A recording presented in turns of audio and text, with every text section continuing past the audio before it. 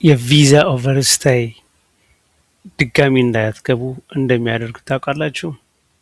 አንድ ታሪክ ላይ አጫውታችሁ በጣም የሚገርም አንዲት ግለሰብ ከባሃማስ በቪዛ ትመጣና እዚህ ከገባ ዩኤስኤ ከገባች በኋላ ለ14 ዓመታት ቪዛዋን ሳታድስ ትቀመጣለች።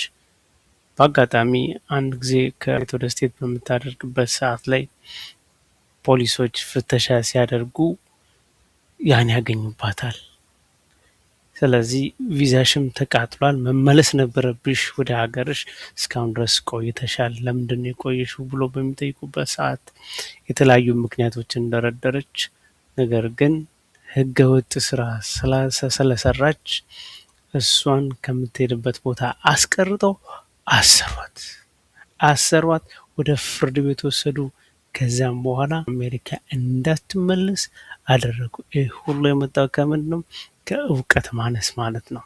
ያም የቪዛ ኦቨርስቴይ አንደኛ ኤክስቴንሽኑን ማሰራት ነበረባት፣ ሁለተኛ አጀስትመንት ኦፍ ስታትስ ማሰራት ነበረባት፣ ካልሆነ እንደ ሶስተኛ ደግሞ ወጥታ እንደገና መመለስ መቻል ነበረባት። ይሄ ሁሉ ኪሳራ ውስጥ ገባሽ ማለት ነው። ለዚህ ነው የአንድን ሀገር ህግ ማወቅ ጠቃሚ ነው ብዬ የምነግራችሁ። ለበለጠ መረጃ ኮንታክት አድርጉኝ። አመሰግናለሁ።